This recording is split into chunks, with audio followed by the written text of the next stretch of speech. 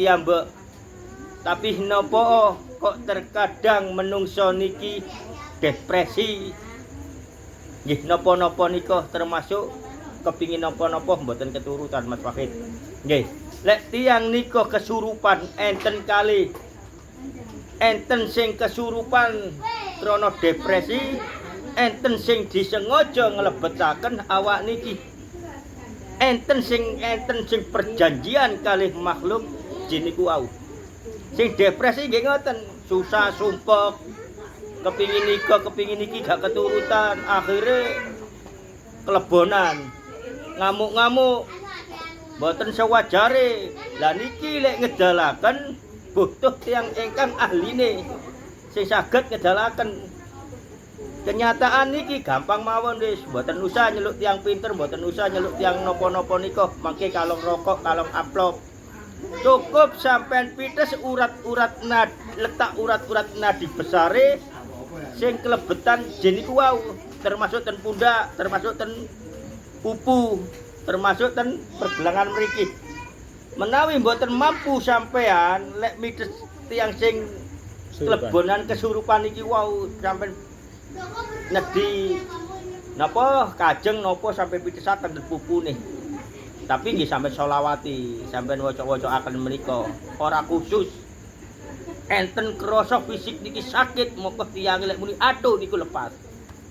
Nah niku Mas Wahid. Terus niki wau sing kedua napa niki wau?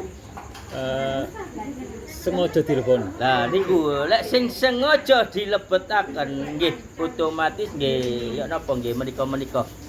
Nggih, sing umum nika lho sing dulin-dulinan nggih, kados jaran kepangan menika. Niku butuh imbalan. Menyan.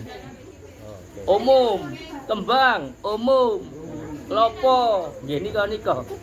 Krana niku nggih mboten nyala-nyalaken tapi kula mboten kiraaken nglampahi ngoten-ngoten nika. Krana sakit kabeh ten awak. Dadi niku perlu imbalan. Lek ancene dilebokno napa malih sampai nggih didamel hiburan. Lah ngoten nggih.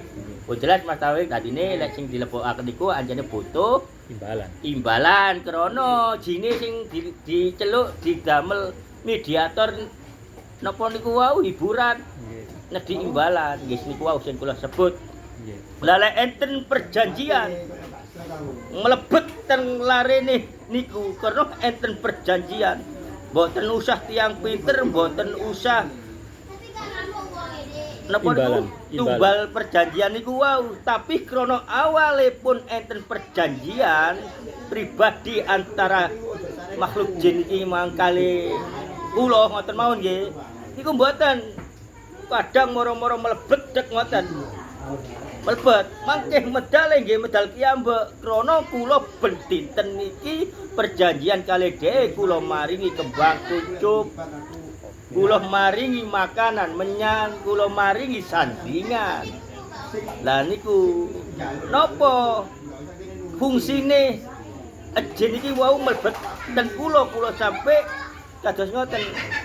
Kula dados umum mawon dukun prewangan. Nah niku nggih. Mun jelas nggih dadine lek ancene dari awal ana perjanjian pendinten dina napa niku wau maringi tedoan jin niku wau. Nggih. Jelas apa malih Mas Wahid? Oke, ini Mas.